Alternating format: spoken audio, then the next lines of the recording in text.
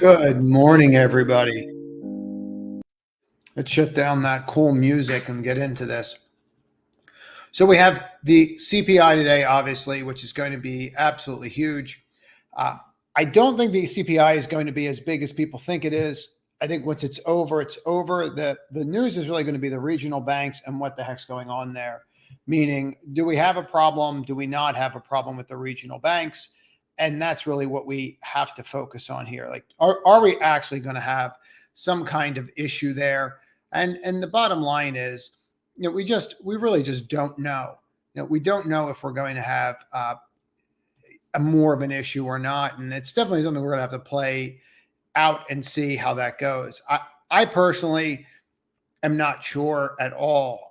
The more I look into it, the more it may be a couple banks. It might not be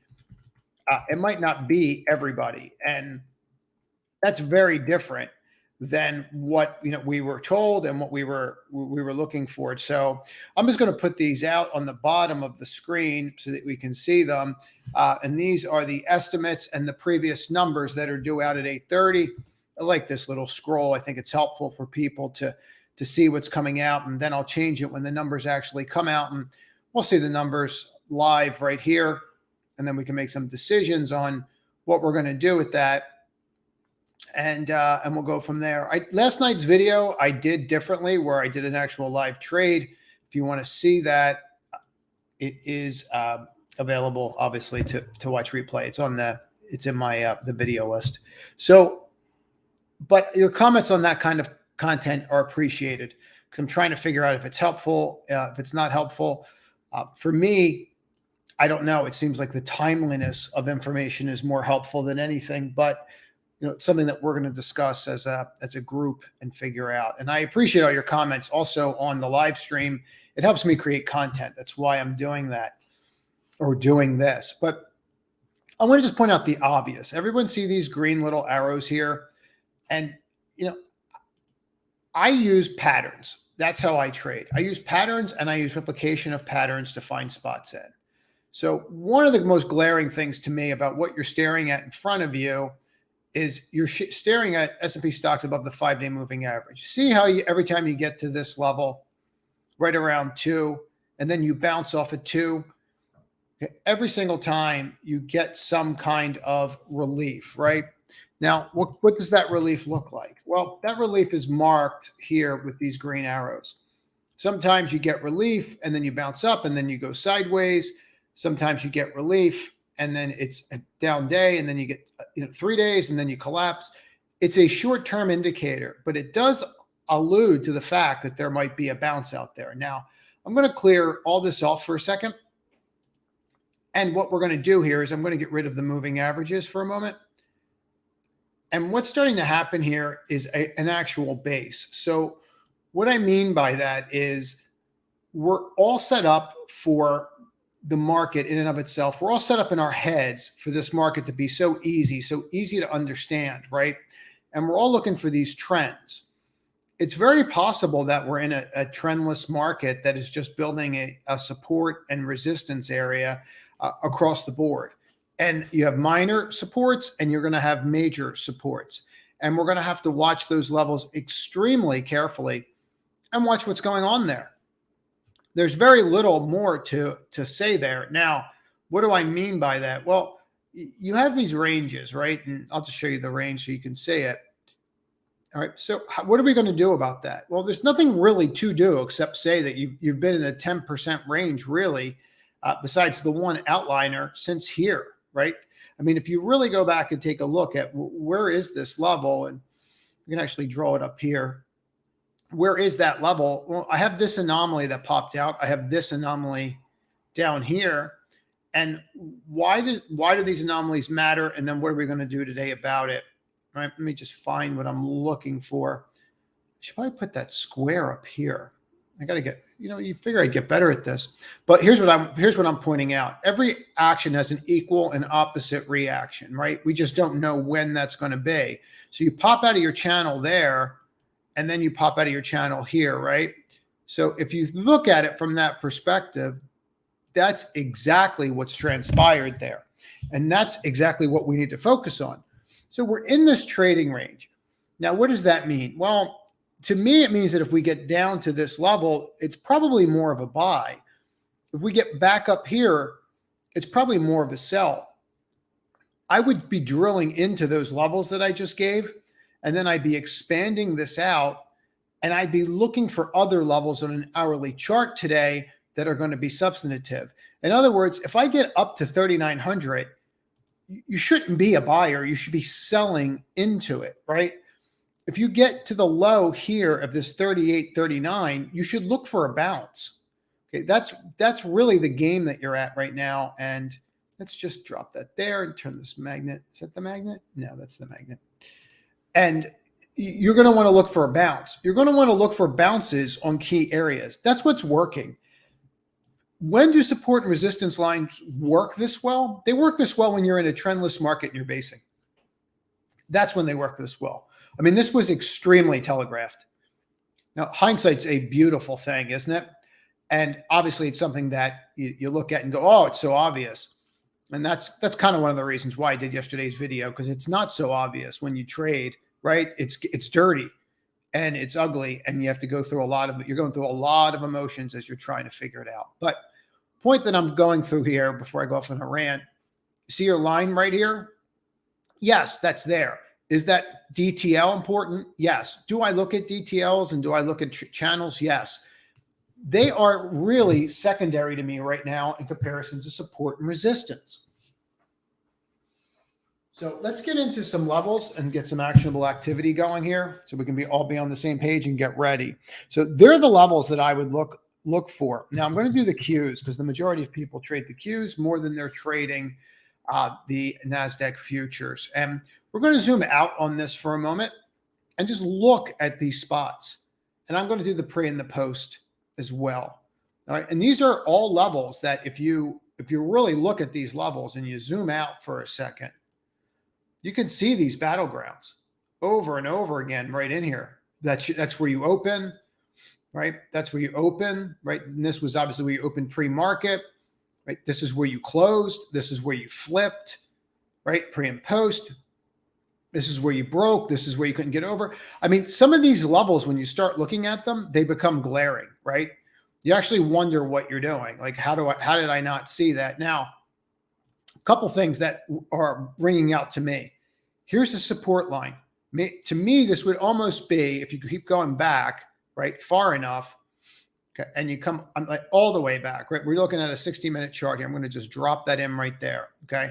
You can see that level, and I'm just going to go back a little further just so you can get what I'm getting at here.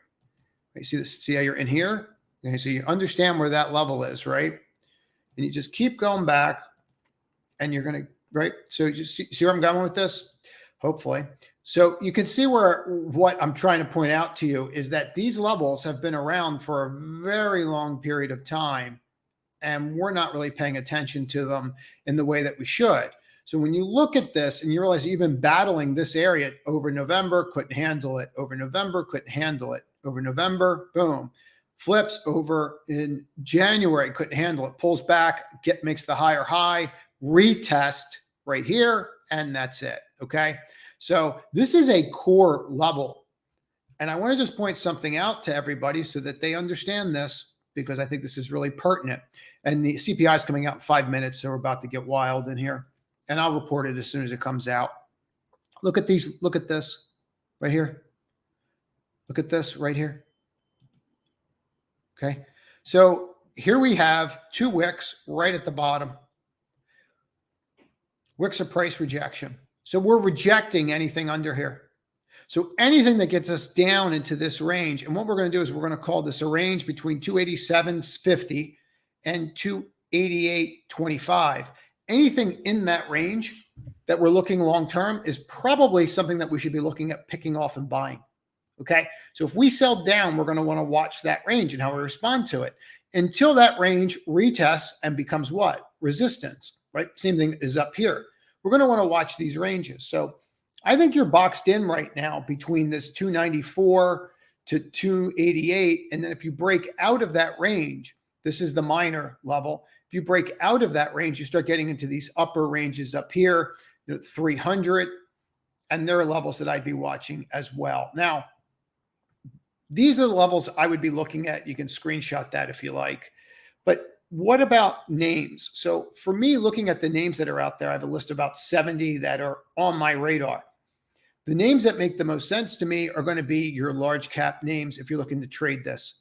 I would not be playing around with the smaller cap names unless you're looking longer term. If you're looking to day trade right now, you need to be looking at names like Tesla, okay, and seeing if you're going to get through key areas or not. And if you don't get through those key areas, like 177.35, and you want to look at all these pre and post levels, 179.25.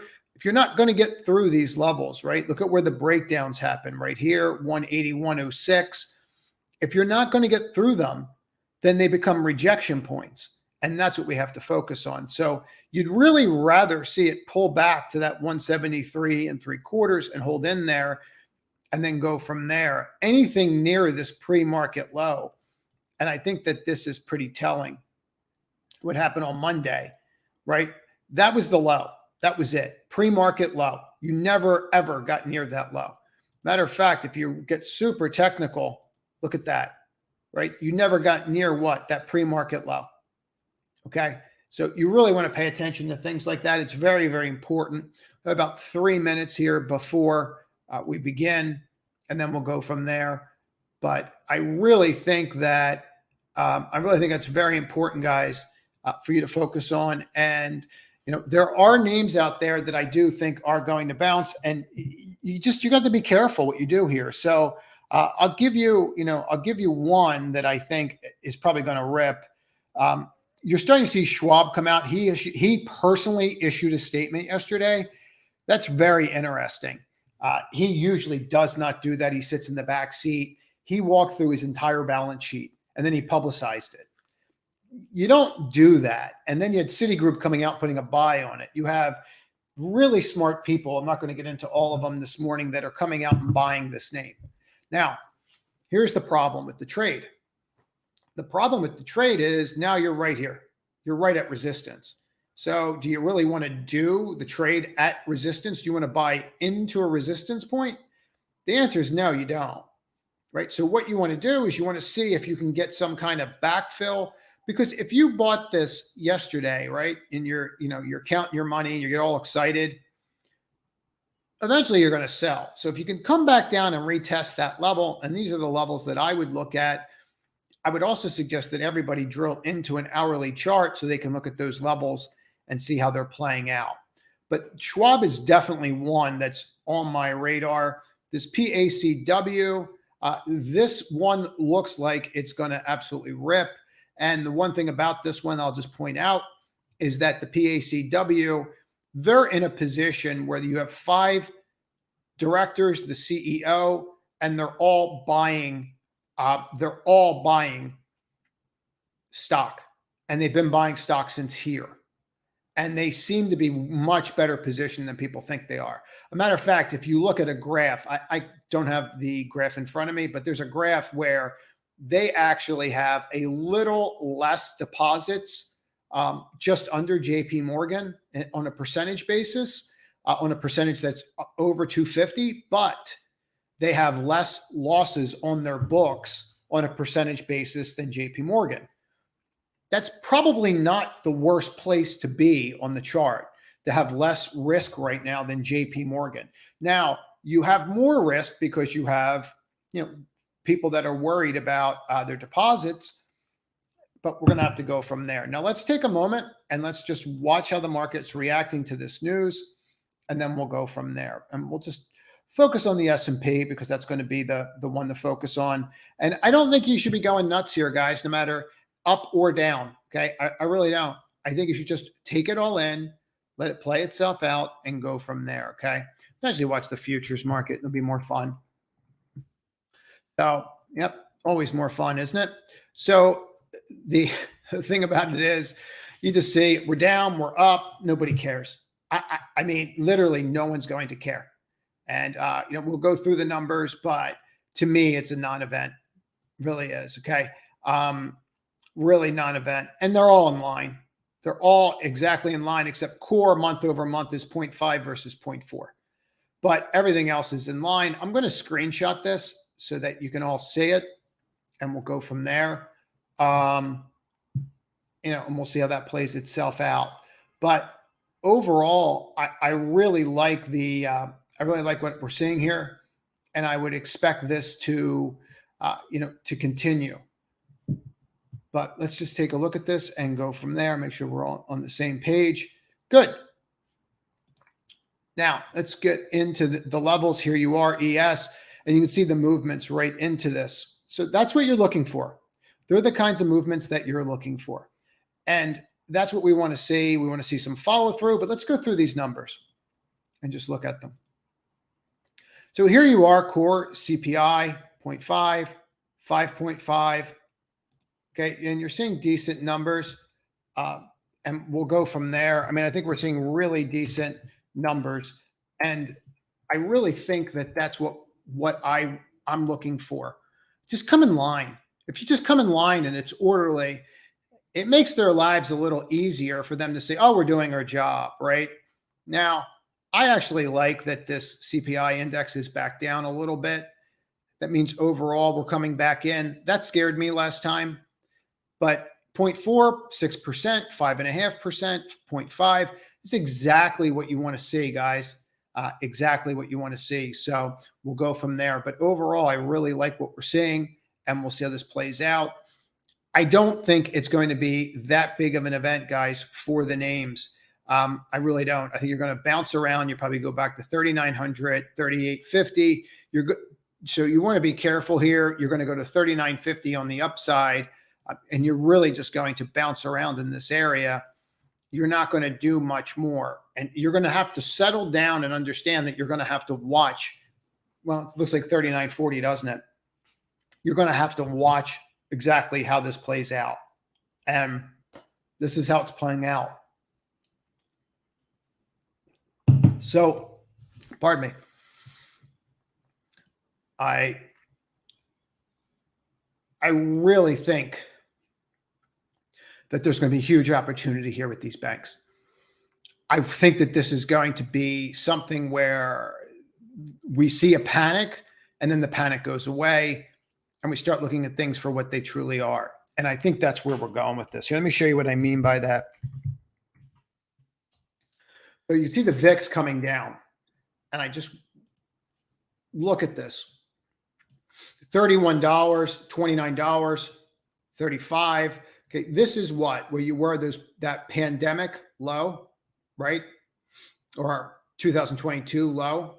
Okay, look at the 35 reading. I don't know that we're getting here, guys. I'd like it. That's what I put out yesterday. I'd like if we got there.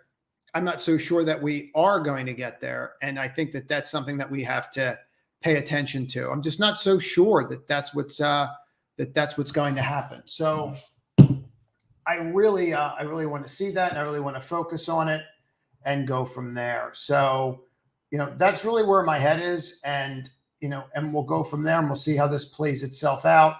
I really don't think that there's much more for us to really panic on here. I think the Fed's done. I think it's pretty clear to me that the Fed's done here. Look at this. Let me get off of this and show you. So here's their VIX, right? You can see your levels right in here. Yeah, I'm on the wrong screen. I got it. Thank you. Thanks, John. So here we are, and we can see our levels pretty clearly there. All right. And what we're trying to do with these levels, right, as we understand them, is we just want to know where we're at. Here's 35. Here's 31. Sorry, I was on the wrong screen there for a moment. So I don't know that we have to panic. Now, what else would be of interest? Well, I think you have to start looking at some of these names that got completely oversold. And I know that this is going to be a little different than what most people are thinking, but some of these names are getting grossly oversold at this point. And you're starting to see exactly what I want to see. So you can see my volume down here, right? On Tesla. Okay, see the volume spike over look at the dark line. Okay, and what I can do here, let me make the dark line even bigger because I'm going to use this for a little bit. Let me go down here real quick. Sorry. Going to need a little more caffeine today. I can already feel it. Bum, bum, bum, bum. There we go. So see our line? Look when you popped out on Friday. Okay, so I have above average selling.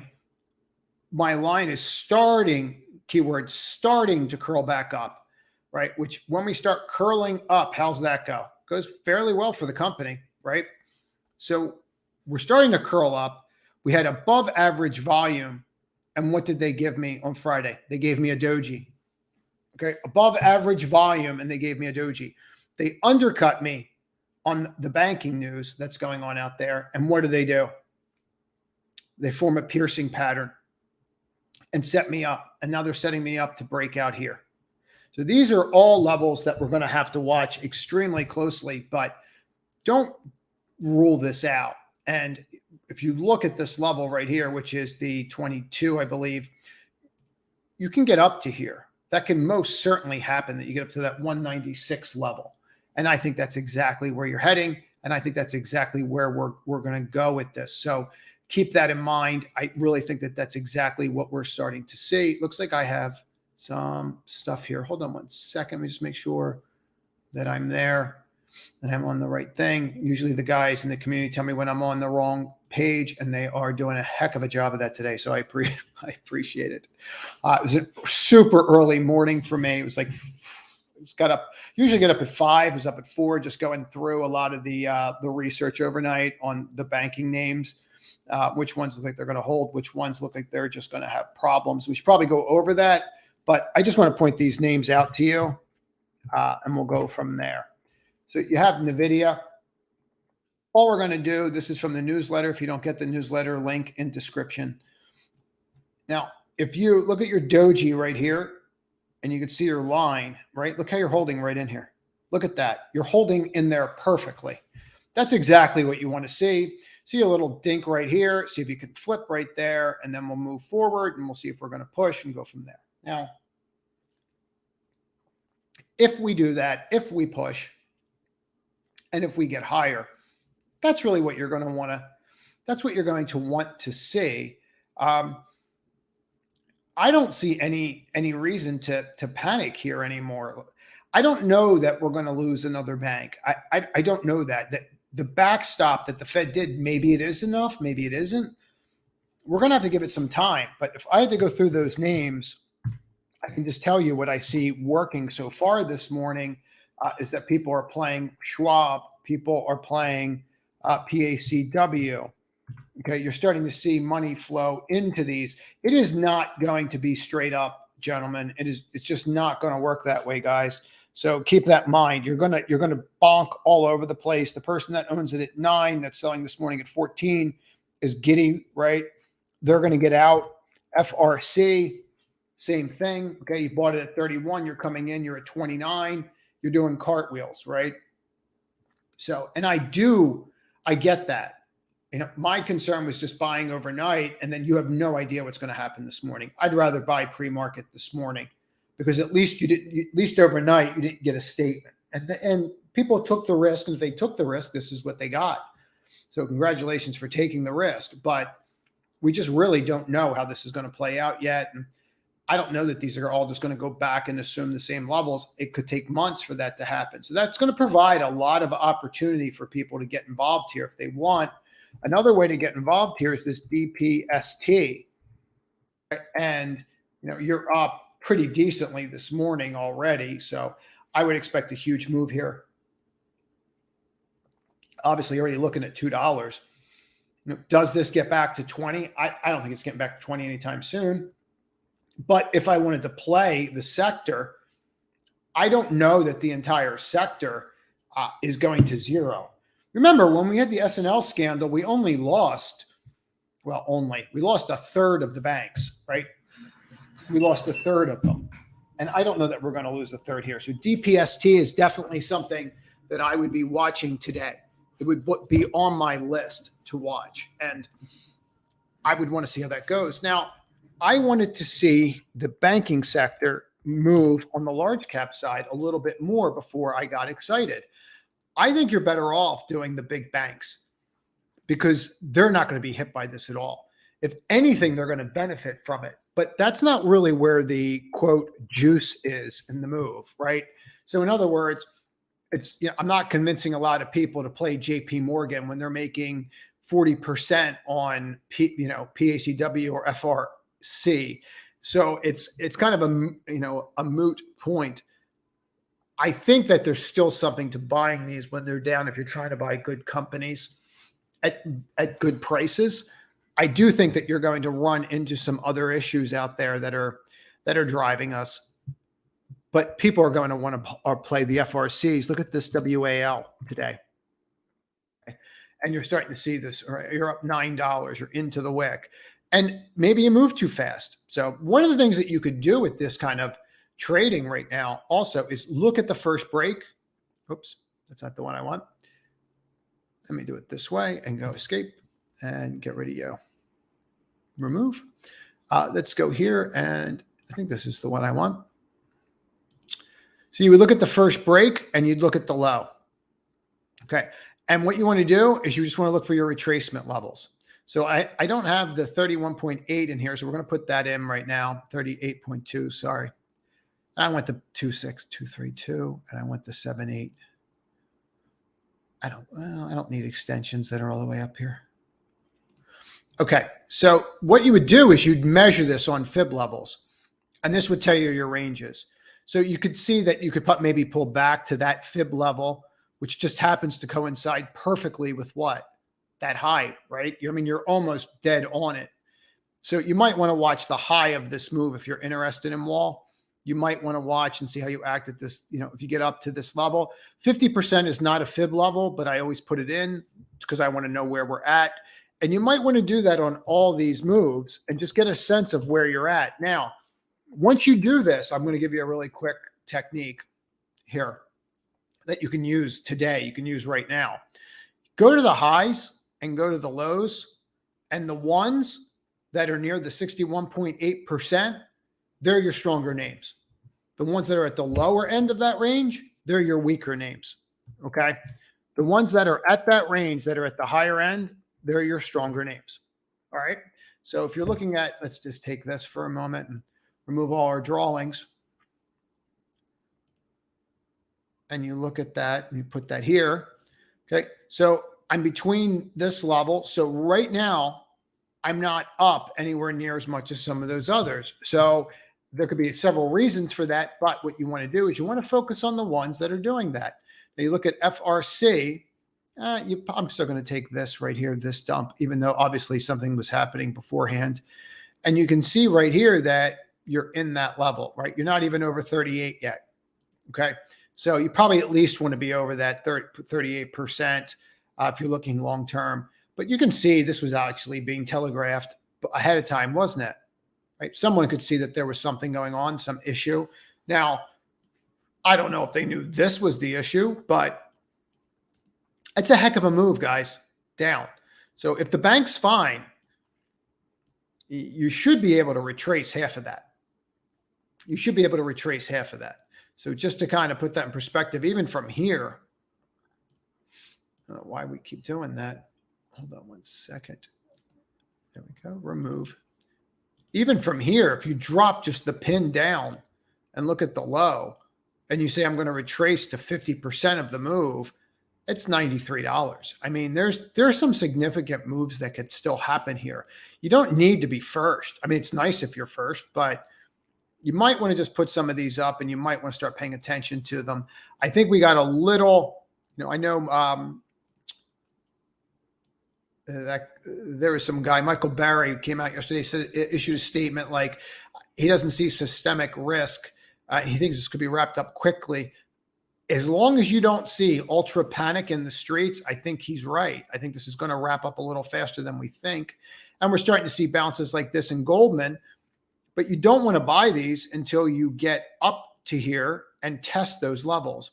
Let me take some questions right now and go from there. Hey, John, what's going on? Indexes bearish off top, long-term bullish, possible NEM. Yep, let's take a look at NEM and let's look at what's going on there today. So NEM, yep. So you're seeing these levels really clear right in here. And we're watching how it's acting, and you're getting above there because everybody wants to own gold. I know how this story plays out, and it usually plays out with me thinking that we're going to see the next great gold rush. And you know what happens? We don't see the next great gold rush, and we pull back. And that's usually an issue. So, I would be real careful there. I would be really careful there. Now, if you look at this NEM, just be careful, guys, because the reason that you moved up was because banks were weak. So you can just see all this change because banks are not weak anymore, okay? We could see that happen. So I just kind of keep that in mind, all right? I think that's really important. I don't think there's much to do there. You can try it, John, but I don't like that. I like the ILNM. I'm going to tell you why ILMN, because I like that space right now. I think a lot of these names got really beaten down on the fact that a lot of them got really beaten down because we thought that they were going to lose their deposits. And if they lose their deposits, they're going to go out of business. So, one of the things that I've been, kind of saying is if you're thinking long term, and I know you don't buy these ETFs for long term, and I'm just going to tell you something, I'm still in it from down here. And now I'm dealing with this nonsense, right? Well, we scaled out. It is what it is. What I'm getting at is when you're in here, like they're not going to lose their deposits. The one thing that I'm certain of, if I'm certain of anything, they're not going to lose their deposits. I don't view this bailout as the same way as I viewed other bailouts. Like I think the government has a responsibility to make sure that people can put their money in the bank and the bank is safe. I know people are upset saying, well, it's Silicon Valley and these are corporations. It's people's payrolls, guys. So you're screwing with someone's paycheck. All the money we pay in taxes. I mean, they should secure and make sure that our banking is safe. If not, what are they doing? So I don't want to go into my whole rant on it, but the more you think about it, do I think that the company should be bailed out? No. The company should not be bailed out. The depositors should be bailed out. And, I think that they did the right thing there personally, but I know some people are upset about it, but I don't know what they were supposed to do. Were they supposed to allow a complete run on the system? Because that's what would have happened. Everyone would have panicked. And all these banks, now you can always reduce the risk of the banks later, but LABU names like this, knowing that their deposits are safe, that's why you want to be looking at tech. That's why you want to be looking at biotech, right? That's why technology went up, because you know that their deposits are safe. That's why we moved. We still have this lower wedge line right here. Why is this important? Because you're looking at XLF and everyone's waiting for this bounce and everyone's trying to get involved here. And I'm not suggesting to not get involved here.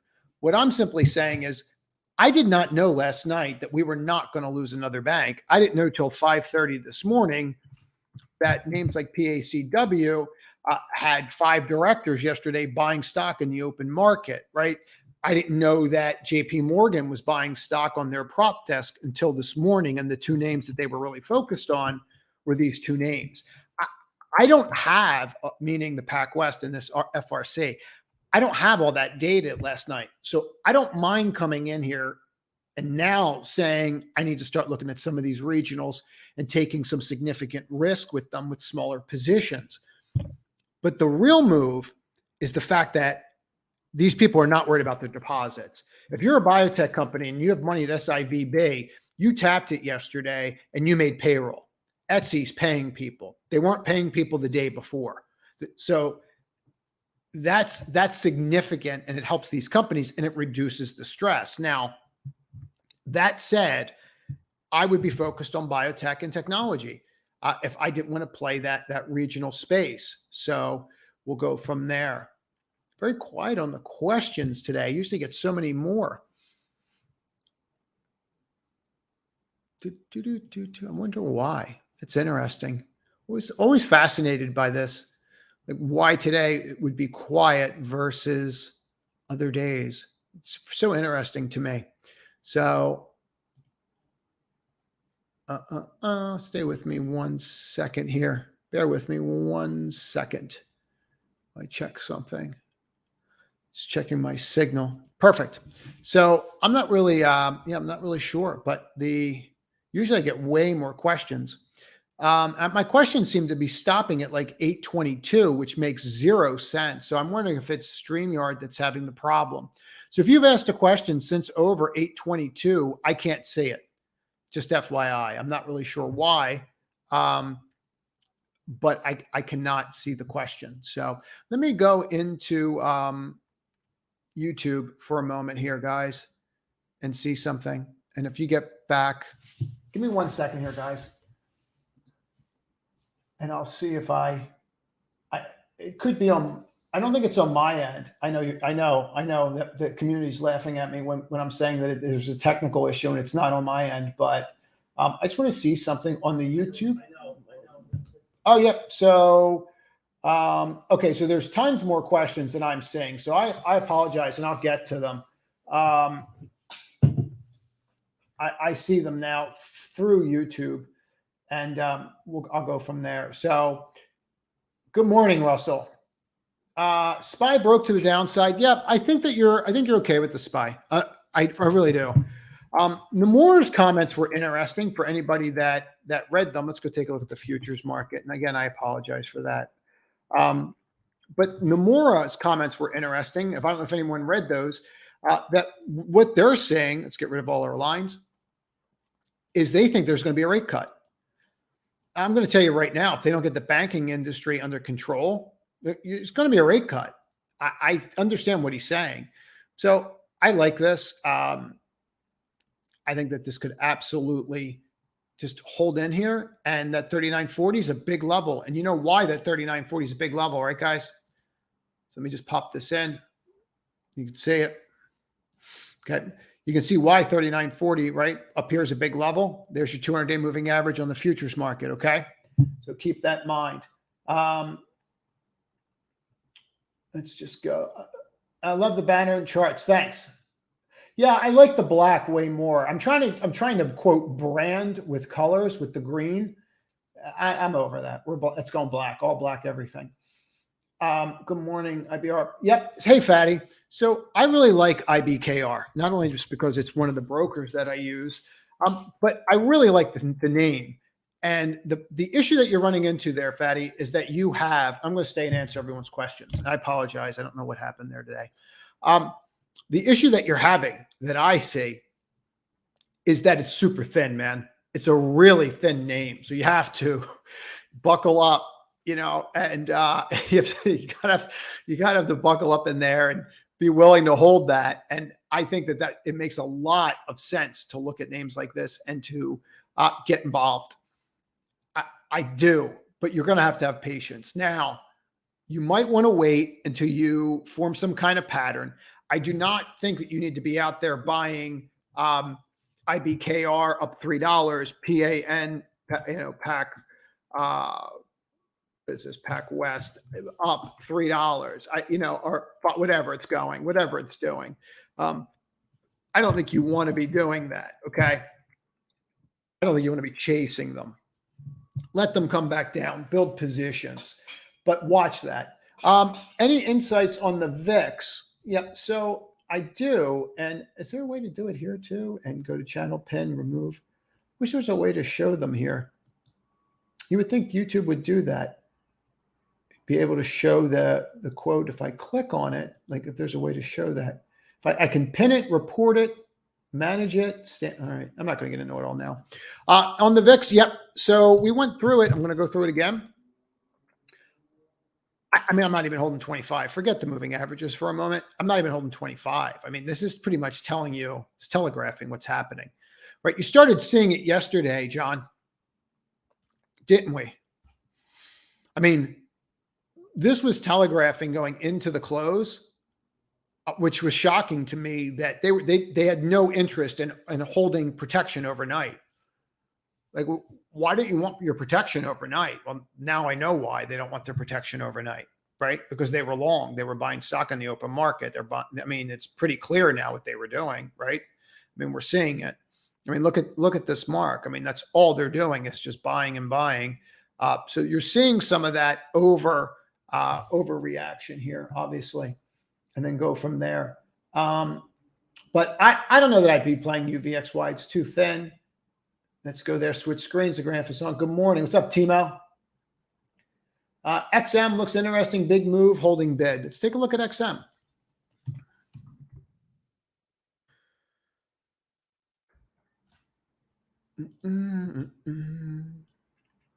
Yeah, it's not really my kind of play. I mean, I see that. You have a reversal. They're all trapped in there. That's for sure.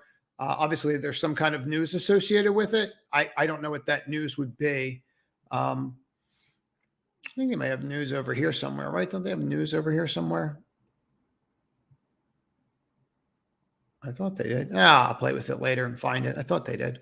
Anyway, I'd have to look into what the news is with that and see if I can find something to actually talk intelligently about it. I'm not really aware of that and what that's doing. I got some downgrades yesterday. Not really sure why. Yeah, it's being acquired. They're being bought, dude. So there's not really much to do there. Target $18 looks like is the price that they're being bought at, or 18.50, somewhere around there. It looks like they're being acquired. And it's going to cease trading. Let me see if I can find exactly what's going on. 18.15 in cash. So if you buy this, you're getting 18.15 in cash. So if it gets to 17, I do these kinds of trades all the time where if you can get like 10% and you're going to annualize, you just buy them. This one is one that I actually think people are going to clean up on. I really think this is going to go through this ATVI. I just think it's going to take years, but I do think they get that through. Do you have any views on European banks? Hey, Maxime. Yep. So I do. I think the easiest trade in the world is a pair trade, Maxine, on those banks. I think the easiest trade in the world is to short Credit Suisse. And I know this is silly because you're looking at this going, yep, duh, right? But this is the equity is going to be zero. They're going to zero out the equity. but it still gets you protection to the downside. And I would be all over this name. I'd be all over Deutsche Bank. I think if you're looking at European banks, the fact that you're in a position that this is all you got on a move to the downside with the contagion, concerns, right? That's all we got here. Wow. That's impressive. That's really impressive. So we should be able to bounce back up to 12 and then regain our footing. The bank, you have to understand something. When the 10-year drops the way that it did, the bonds that people own have gone up in value substantially. And that's exactly what you want to say. It's exactly what you want to say. So keep that in mind. Okay. But if I was going to buy one, yeah, I'd be buying Deutsche Bank just in the open market. That was one trade that I did not do that I really wanted to do back here. I really wanted to buy Deutsche Bank and then just short Credit Suisse against it. And then I went on to another trade in the space. But I really liked that idea. It would have worked perfectly. It was a great trading idea. But I do think that if you look at this, yeah, absolutely, that could trade up. And I think it would be good. And I think that's the one to buy. I think that's the safest one. And I'd look at safety right now. Maxime, I hope that helps. Can you talk more about ILMN? Yeah. So ILMN, what you're seeing here is you're seeing a nice little break. Look, you're getting into that short gene, long gene sequencing. Okay. Let me just be really clear. I took OChem. That's all you're getting out of me. I was pre-med. I have no idea anything more than that than to discuss. And that was a long time ago. I can barely spell organic chemistry now. So you have these levels, right? And you can see how you're trying to break out here. See this 200 is pointing down, this 22. See how you're flipping right here? To me, it looks good. That's pretty solid volume. You missed, nobody cared, right? It's like the boy that cried wolf. After a while, no one cares anymore, right? So let's go here, and then let's go here. I would look at those levels, John. They would be my levels. That's huge volume yesterday, John, and that's on the heels that people are not concerned. Now, if you want to talk more about it, I'm more than happy to. And the very first thing I would do is just clear everything off, and then I'm going to leave those lines in, but I just want to point something out that I think is pretty significant here. You have this peak here, right? But let's take out that peak. And the reason we're taking out this peak is because it didn't confirm. We never made a higher high, right? And then we pulled back down. So then we're going to come down and we're just going to take a look at the low.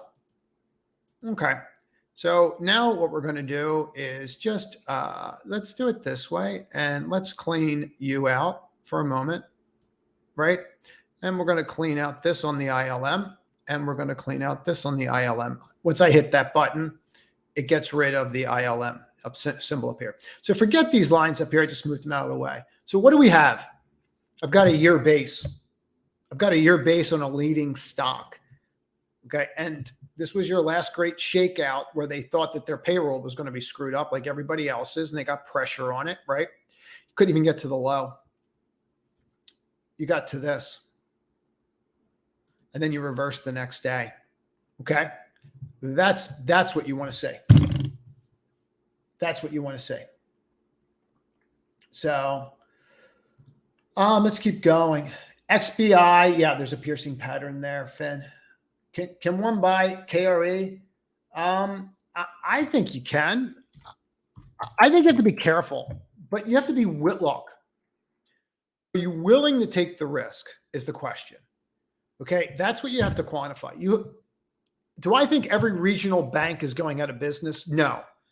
I actually think what they did by securing deposits, that you had the initial panic where we saw people lined up at another bank yesterday. I think it was First Republic, and that scared the heck out of me, right? Because you think about the people, and it's like, all they want to do is just, feed their family.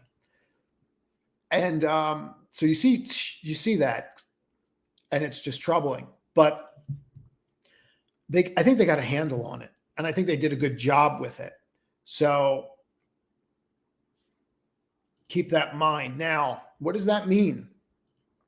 I think it can get back to here. I really do. I think it can get up to this 55. How would I play it?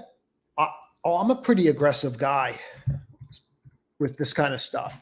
Like when there's blood in the street, and then I have an understanding that it might have stopped. Like I always kind of wait for it to stop before buying into the blood on the street, because you could have bought the blood here, right? So you really got to be careful, and you have to realize that even like this is how I would play a DPST, but you have to understand something about what I'm saying, right? So let me get to my little wonky drawing tool. I should be able to find it in about an hour here. I don't know. You would think I'd get better at this system. There it is. So usually these kinds of trades, right? You'll come down like this, and everyone's like, oh, it can't sustain. And you're right, it can't. Then you'll bounce, and everyone's like, oh, it's going to go higher. And then you'll get the retest and the shakeout, and then it goes. That's usually how these go. They form a W, not an H. That's what I would be looking at. But I'd be looking at DPST. If you don't want the risk, right? Because I'd want the leverage. If you don't want the risk, I just don't know how every single regional bank is going out of business after what I read this morning. And I could be wrong. Like realize what we're talking about here is information education. It's not investment advice. It's us talking about ideas. So you're going to have to take that risk. I don't think we're going to lose every single bank. I think if you're buying into this, you could get up to that 55, 56 again. I think it's going to take months. I think if you have to put this into the equation now. You have to discount regional banks more than they were discounted before. Not their bonds, not their debt instruments that you have to discount, listen to my words, but the common stock you're going to have to discount because there's more risk associated with them than initially thought. So let's go there.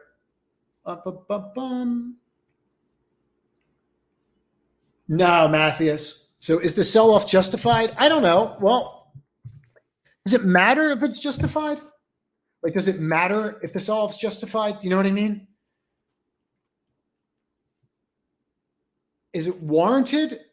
I think after his statement yesterday, see, like I'm kind of an old school guy. I'm in my 40s. So I grew up watching Schwab build that company. And he's like, no nonsense. And when I read his statement yesterday, like he's like, look, here's the books. Here's where we're at. Your accounts are insured. And it was just the statement where just fact after fact after fact after fact. I'm like, this guy has no reason to do this, right? Like he's not going to come out and tarnish a 50-year reputation on the street. And once he did that, the stock did nothing. Now I tried to day trade in it yesterday. I got up $1 and then it just reversed on me. I didn't want overnight risk unless I was up 10%. I didn't get there. I got to from 53.5 to 54.5, and then I got stopped out on the rest. So the question really for me was, I closed it. Is it warranted? I don't know that it's warranted, but here's the difference. I'm at 60 this morning. I broke down when I was at 75.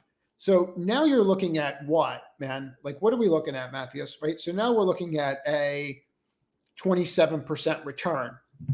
It's not a bad return, right? It's not a bad return, but okay, it's not this, and it's not back to 100, right? So I don't know how much action we're going to see in that today. You might see a lot actually, because people are going to buy that. Yeah, it's a buyout XM. But we'll go from there. Can you please go over SE and PanW? So, yep. And then I'm going to have to jump here, guys. I apologize. I got to get got to hop in the room. I like SE. I thought they had a stellar quarter. I don't see a problem at all. I see a stock that's breaking out and hitting a higher high. I think it's on my watch list. Yeah. So I don't see a problem with it at all. I like it a lot. And it's definitely something I pay attention to today. I love these kinds of setups. Comes down, everyone's waiting for Armageddon, and then you can't break the low and you flip the higher high. Okay, so, and I don't know that I'm buying higher highs today, guys. I'm not really sure I'm doing that. Josh, what do you got for me? Regional bank profits might be lower, but you also have to think, are they going to put more regulations on those banks so they can't make as much money? Right? That could be coming, right? So they're going to have to figure that out. That's why I think the debt instruments are better, frankly. I wouldn't be going near this. If I was going to play that space, I'd be playing ILMN right now. Go from there. And I got to jump in. I can't go over it right now. I got to get in the room. I'm already late. So please hit the like button. And tonight's content will be on CPI, the banking industry, when it goes out. We'll go over the banks in great detail. I have a lot more data to go over which banks we should be looking at, which ones we should not be looking at, and we'll go from there. I have a ton of data on it that I've been working on, so it'll be pretty informative. Make sure you watch it tonight. I